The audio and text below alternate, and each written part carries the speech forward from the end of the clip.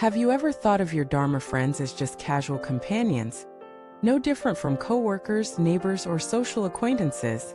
Have you ever overlooked the extraordinary potential that arises when people come together not for entertainment, but for awakening? Welcome back to the channel. Today we're going to uncover one of the most overlooked truths in spiritual practice, the incomparable value of Dharma friendships, and how they can change not only your practice, but the trajectory of your entire life. The Buddha himself emphasized again and again that spiritual companionship is not a luxury, it is essential. When Ananda, his devoted attendant, once asked him whether good spiritual friends made up half of the holy life, the Buddha corrected him. Not half, Ananda, but the whole of the holy life. That single sentence reveals everything. Without the support, guidance, inspiration, and reflection of Dharma friends, our practice easily withers. With them, even the most difficult paths become possible. But here's the problem. Too many of us treat Dharma friends as casual company. We chat, we laugh, we gather for rituals, but we don't recognize the deeper opportunity. We don't realize that every interaction with a Dharma friend can generate merit, insight, and liberation if approached with reverence. Today we'll explore why Dharma friendships are unlike any other, how they multiply blessings, and how to engage with them in a way that opens doors you didn't even know were closed. Let us start by considering what makes a Dharma friend different. An ordinary friend may comfort you in hardship, but a Dharma friend reminds you of impermanence. An ordinary friend may celebrate your success, but a Dharma friend asks whether success has made you more attached. An ordinary friend may share hobbies with you, but a Dharma friend shares silence, chanting, and the journey inward. This is not to diminish ordinary friendships. They too have value. But Dharma friendships touch a different dimension, the dimension of awakening. They bring the Dharma out of books and temples into daily life, through the mirror of relationship. A Dharma friend is someone who doesn't just walk beside you, they walk with you toward liberation. Their presence reminds you of your vows, their words awaken your conscience, their actions challenge your laziness. Sometimes they comfort, but other times they confront. Sometimes they encourage, but other times they correct. And both are blessings. Why? Because the goal of Dharma friendship is not comfort, it is growth. It is to keep your eyes fixed on the path when distractions are pulling you away. It is to help you see the blind spots that ego hides. It is to anchor you when your mind wavers between faith and doubt. When we fail to see this, we reduce Dharma friends to the same category as casual acquaintances. We chat about worldly matters, gossip, or waste precious opportunities to share insights and deepen practice. We forget that every conversation with a Dharma friend could be a Dharma talk. Every meal shared could be an offering. Every visit could be a mini retreat. Now imagine how different life becomes when you begin to honor Dharma friendships as sacred. You meet a fellow practitioner not just to pass time, but to inspire each other. Instead of complaining about work or politics, you ask, "How has your practice been this week? What obstacles are you facing? What teachings have touched you recently?" Suddenly the conversation lifts. Your hearts open.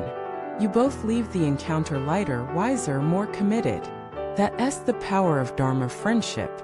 And let us not forget the karmic blessings. When you support a Dharma friend in their practice, you share in their merit.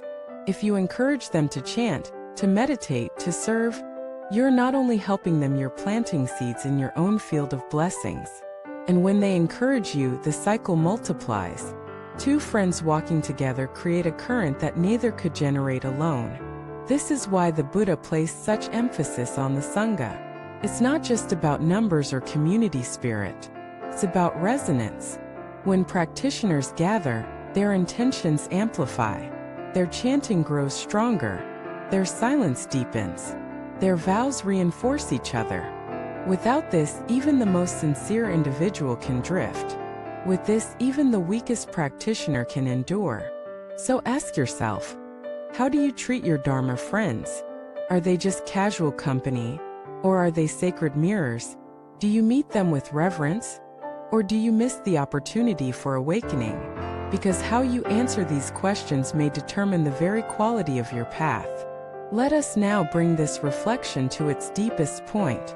Dharma friends are not accidents in your life, they are karmic treasures.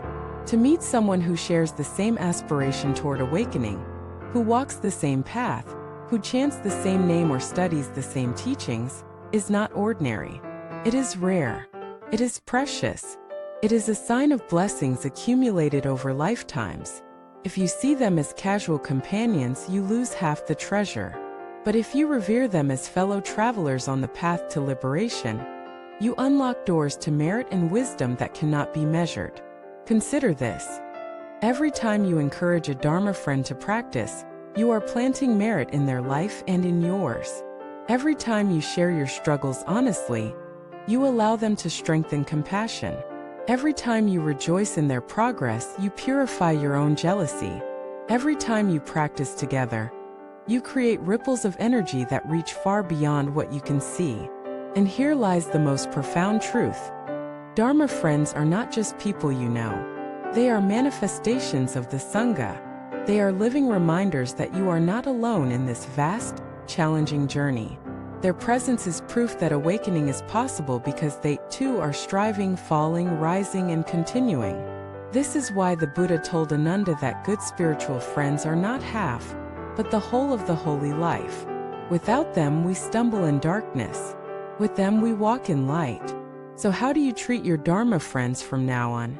Do you honor them with gratitude? Do you listen to them with reverence? Do you support them with sincerity? Do you allow their example to sharpen your resolve? Because in the end, how you treat your Dharma friends is how you treat the Sangha. And how you treat the Sangha reflects how you treat the Buddha and the Dharma. It is all one. So let us commit not to treating Dharma friends as ordinary companions, but as jewels. Not to wasting time in idle chatter, but to nourishing each other as practice. Not to comparing or competing, but to walking together shoulder to shoulder, heart to heart. If you do this, your friendships will no longer be ordinary. They will become spiritual bonds that echo across lifetimes. They will become bridges that carry you both closer to liberation. And one day, when you stand at the threshold of the Pure Land, you will not stand alone.